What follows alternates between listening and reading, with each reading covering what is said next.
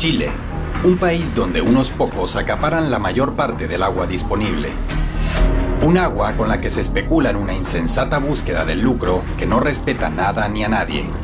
Arriba, los potentados del agua y sus bien regadas propiedades. Abajo, seres humanos obligados a contar por gotas el agua que gastan. La corresponsal de RT, Diana de Glawi, ha descendido a los cauces secos de antiguos ríos en los que antes prosperaban las comunidades para averiguar cómo viven las víctimas de una desigualdad aún más hiriente que la del dinero y cómo es que aquí el agua, contra su costumbre, sube a los cerros en lugar de bajar de ellos. Chile, lo seco y lo fértil, la abundancia y la falta, los de arriba y los de abajo, antagónicos. En el medio, historias humanas de un esfuerzo diario para tener un derecho humano, el agua. Agua hay, pero para unos pocos, los otros cuentan gotas. Al llegar vi cómo se emociona Miguel al ver recargar de agua el estanque. Eso significa que durante 2 días va a tener agua en su casa. Allí también otros vecinos se alegran y le agradecen a Tito, el conductor del camión, que trabaja incluso los días festivos. Un compromiso social con la necesidad humana de las familias. Vemos la verdad de repente en la gente, mucha tristeza, mucho sufrimiento.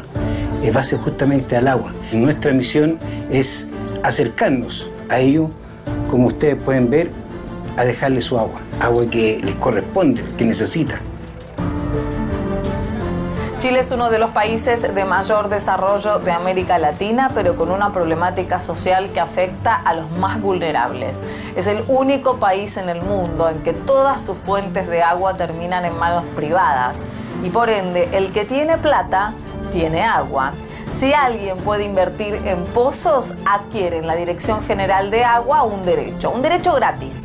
Y quien adquiere esos derechos puede salir al mercado a venderlos o arrendarlos. El agua se convierte en una mercancía.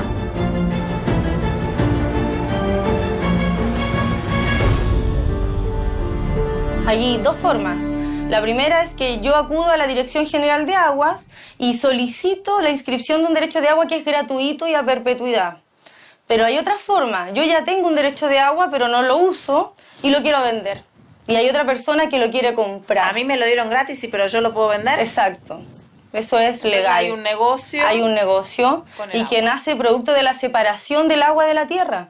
Lamentablemente, nuestra ley actual separa el agua de la tierra y permite que se especule sobre la cantidad de agua, sobre el precio de agua y sobre quién hace del uso exclusivo de ella. Si tú ves, el derecho de agua en Chile se llama derecho de aprovechamiento de agua y eso implica una exclusividad. Desde el año 1980 la Constitución chilena establece los derechos de los particulares sobre las aguas reconocidos o constituidos en conformidad a la ley, otorgarán a sus titulares la propiedad sobre ellos. Actualmente están entregados el 90% de derechos de agua y se trabaja en una modificación del Código de Aguas, pero que solamente se aplicaría al 10% restante sin tocar lo ya entregado. La contradicción queda a la vista. Secos abajo y nutridos arriba. Ríos que se convirtieron en paisajes grises, empedrados y con basura. Vecinos sin agua y dependiendo de camiones aljibe.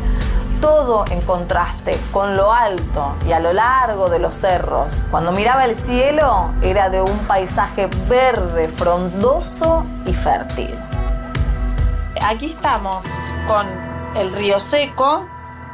Por aquí la gente se bañaba, podía tener agua, podía llegar a distintas comunidades, pero después en el paisaje que estamos observando vemos verde, vemos plantaciones, ¿no? Uno a lo lejos puede verlo.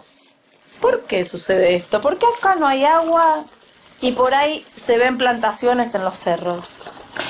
Porque las personas que han inscrito los derechos de agua están desarrollando esta agricultura intensiva, una agricultura intensiva y extensiva que significa plantar un cultivo de alto requerimiento en los cerros, que es el palto y el cítrico, que consumen mucha agua, que son cultivos de alto requerimiento, y inscribieron el agua, por lo tanto son dueños del agua.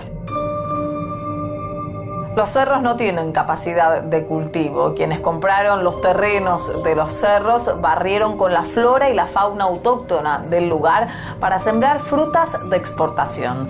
Tampoco son espacios de retención de agua de lluvia por la pendiente que presentan. Si a eso le sumamos que las frutas de exportación necesitan más de 100 litros de agua dulce por árbol, se usa mucha agua.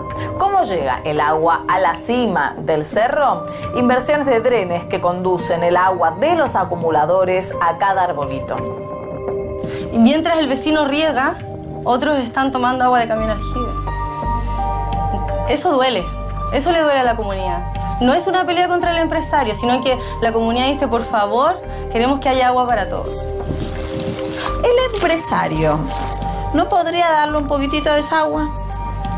Claro que sí, nosotros creemos en la solidaridad, creemos que esta crisis no es solo del agua, creemos que es una crisis de humanidad, en la que nos olvidamos que el agua es de la tierra y de la naturaleza, que hay animales que también dependen de ellas y que hay seres humanos que dependemos del agua.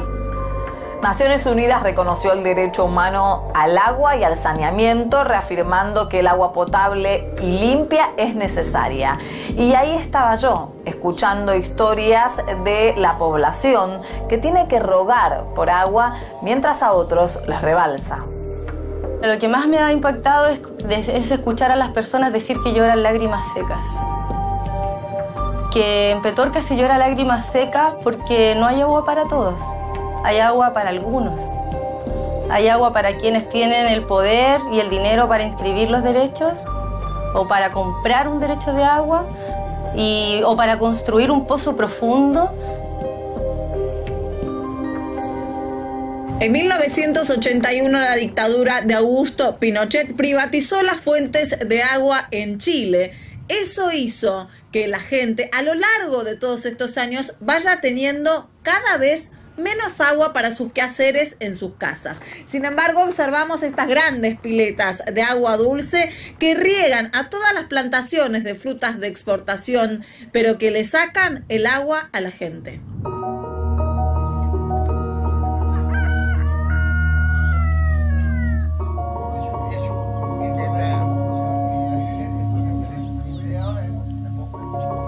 ¿Y cómo hacen entonces para bañarse? Bueno, ahí nosotros en este momento, cuando hay agüita, normal en la ducha, pero cuando no hay agüita, obligado con un tarrito ir echándose de a poquito el agua a la cabeza, así para ir regándose el cuerpo con un jarrito. ¿Y ahora hay agua en la ducha? No tenemos. No tenemos por el momento. No. Es una de las grandes cosas que le falta, el agua para todos los días. Sí. Así que... ¿Lo podemos ver?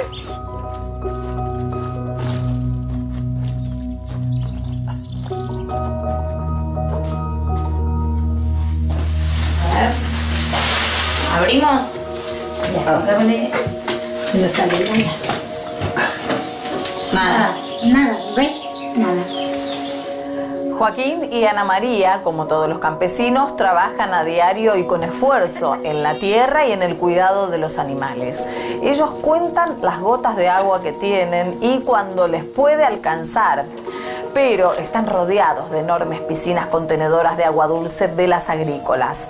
Una vez más, la división entre los que están arriba y los que viven abajo. El Código de Agua actual en Chile no diferencia entre el uso de agua humana con el agrícola y por lo tanto el consumo humano no parece prioritario. Ante la ley compiten, pero la competencia comercial también afectó a los pequeños agricultores. Ellos compiten con las industrias que plantan en los cerros. Esta producción mía la hago yo a través de pozos subterráneos, en los cuales saco el agua y la tiro a un tranque. Y de ese tranque riego. O sea, mis pozos juntan el agua en el día para regar en la noche. O sea, tengo alrededor de 31 litros por segundo inscrito de agua subterránea, pero no alcanzo a sacar los 31 litros por segundo porque no hay agua en los pozos ya, si los pozos se secan. y se están secando porque esa agua que en algún lugar está, ¿quién se la está llevando? Se la están llevando del valle hacia los cerros, y eso es literalmente, y en la práctica uno lo puede mirar. Por rato podemos caminar y vamos a ver cómo los cerros aumentan de plantación y el valle se queda seco. O sea, aquí teníamos un río que corría de cordillera a mar y todos los veranos uno se bañaba en el río. Prácticamente existían balnearios en torno al río, existía toda una vida en torno al río, y el río desapareció por el exceso de plantación de los cerros. Ricardo tiene plantaciones de palta y cítricos, tiene derechos del agua y es consciente de que cada árbol necesita entre 120 y 160 litros de agua. Lo alarma que hace años que denuncia el aprovechamiento de las aguas más de lo que la naturaleza puede dar. Si bien admite una cuota extra por el cambio climático, advierte que son problemáticas paralelas. Hemos sufrido fuerte la presión, o sea, y uno tiende a desmoralizarse, porque hay mucha gente que se ha bajado de la lucha por lo mismo. Porque te digo, venimos del año 2005 denunciando este tema. Antes que se hablara mucho del cambio climático, estábamos diciendo que nuestro valle se iba a acabar el agua y nuestro río en ese momento tenía agua, y estábamos diciendo que el río se iba a acabar porque era imposible las obras que se estaban haciendo a la orilla del río, en el río, para sacar agua. O sea, si aquí no se puede tapar el sol con un dedo, aquí no podéis tapar y no podéis mentir descaradamente, aquí hay una sobreexplotación. Salimos de las plantaciones de Ricardo a la ruta. Cruzando estaba justo el río. Bueno, en realidad, lo que era el río Petorca, ese donde antes se bañaban. Él me mostraba emocionado, enojado y también indignado las fotos de cómo era antes la naturaleza. Todas las comunidades se establecían a la orilla del río porque había un modo de vida a la orilla del río. Te digo, aquí se acostumbraba a pescar pejerreyes en la tarde de los veranos y la gente se los comía a la orilla del río. O sea, te bañabas y llevabas un sartén y si yo te digo, estábamos hablando hace 10 años atrás, o salían a pescar camarones, los camarones del río eran muy buenos, ranas de río, o sea, y yo tengo fotos, tengo fotos bañándome en el río, y digo, ¿qué pasa? ¿Qué pasa en mi país? ¿Qué está pasando en mi país? ¿Qué está pasando? Que todo están exterminando con todos los ecosistemas en pro de las lucas para unos pocos, o sea, la plata para unos pocos, porque ni siquiera es para todos, ni siquiera la plata se queda aquí, porque son gente que viene a invertir aquí y se va. Rodrigo Mundaca es uno de los primeros dirigentes de organizaciones sociales en alzar la voz por el conflicto del agua en Chile. En nuestra recorrida nos señaló un pozo ilegal para extraer agua. Este pozo lo que hace es captura agua subterránea, la que es impulsada por una red de cañería y se mete de manera impropia en las grandes agrícolas que están agua abajo. Pero por aquí tendría que estar pasando el agua. ¿Hicieron el pozo? Sí, claro, intervienen el río, agarran todo el agua superficial y el agua subterránea y la conducen a través de un sistema de drenes hacia las grandes agrícolas que existen aquí en esta parte del territorio. ¿Y cómo sé que realmente hay agua acá? Probámoslo. ¿Cómo lo pruebo? Tenemos una piedra. A ver. Una piedra grande y va a escuchar el sonido del agua, mira. Yo primero. ¿Se escuchó? Hay mucha agua.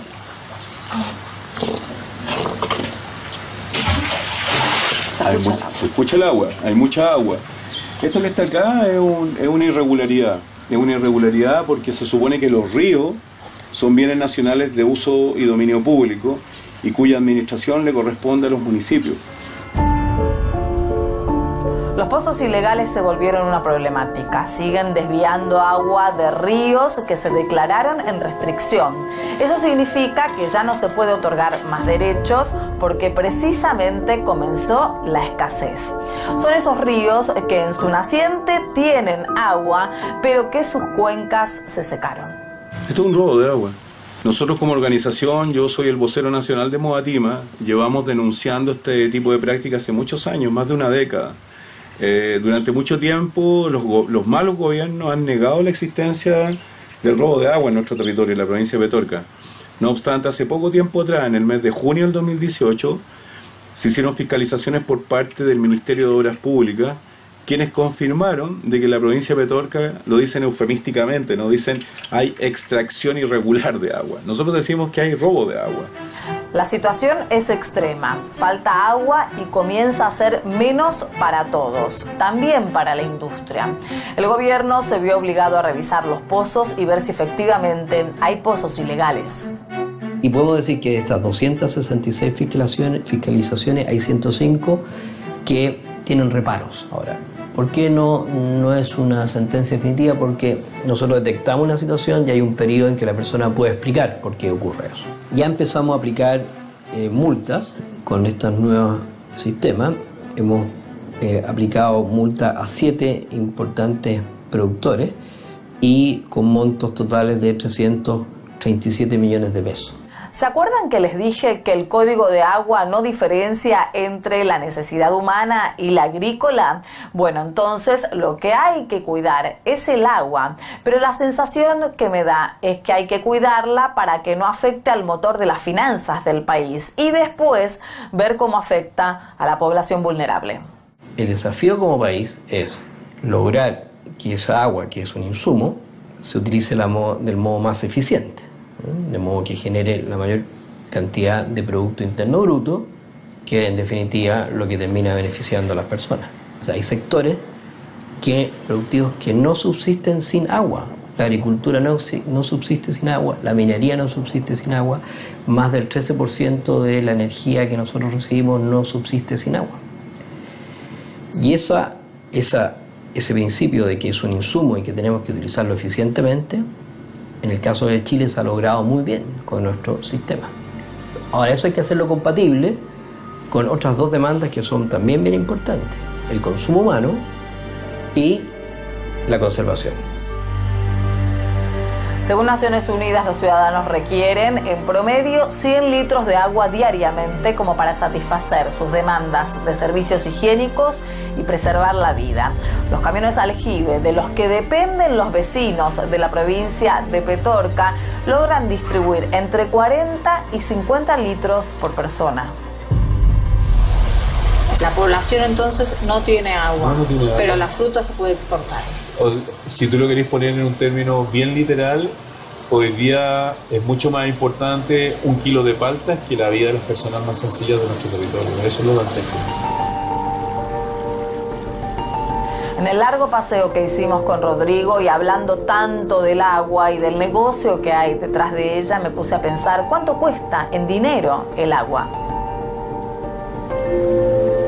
1 metro cúbico de agua, 1000 litros de agua, para abastecer la demanda de agua dulce de una familia de 4 integrantes, tiene un valor nominal hoy día en nuestro territorio de 10.000, 12.000 pesos.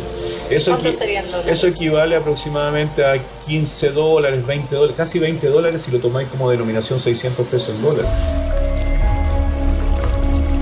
Que los intereses económicos generan poder no es algo nuevo, pero en las historias que les fui contando también me enteré que generan miedo. Denunciar que falta agua, que los derechos de agua que se adquieren y se venden es un negocio, que el mal aprovechamiento del recurso hizo que se agote, pone a muchos en un estado de vulnerabilidad y los tilda incluso de extremistas. Una terrorista por querer llevarle agua a la gente. Es insólito.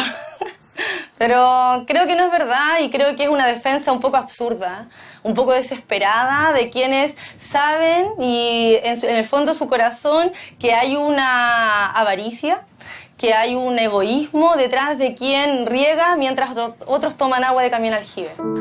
Ricardo y Verónica también me contaron que hablar de injusticia con el agua es incómodo y peligroso, que sufrieron amenazas, arrebatos, presión, que quisieron callarlos a toda costa. Al extremo, por ejemplo, que me habían llegado a ofrecer hasta plata para cerrar la boca. ¿Hasta cuándo? No estoy a la venta. Porque la dignidad, yo creo que uno nace para quererla, para aceptarla y abrazarla. Porque venderte a la corrupción es una vergüenza, ¿no? Porque la honra y la dignidad no la tengo a la venta. Quizá hay gente que se ha hecho multimillonaria con el tema de la venta de agua y se ha creado toda una empresa turbia. Incluso hay que andar con mucho cuidado porque la gente gana mucha plata y en cualquier momento te puede pasar algo si habláis más del agua. O sea, si aquí la gente está atemorizada por eso también, o sea, aquí hablar del robo de agua es complicado. Infundir miedo a quienes hablan y a quienes reclaman, a ellos y a su entorno, por pedir agua, por denunciar que se están agotando los recursos naturales que dan vida, que son necesarios para vivir. Lo hemos pagado en términos personales, en términos de agresiones físicas y últimamente en términos de amenazas de muerte. Es decir, ¿Tienes miedo? Es una pregunta difícil. No tengo alma de mártir, ninguno de nosotros, pero queremos la vida y entendemos que estamos luchando por un derecho humano que jamás en Chile debe haber sido transformado en objeto de lucro, en objeto de usura y en objeto de exclusión. No somos mártires, nos preocupan nuestros entornos, nuestros familiares, nuestras familias más directas que también han sufrido con esta situación.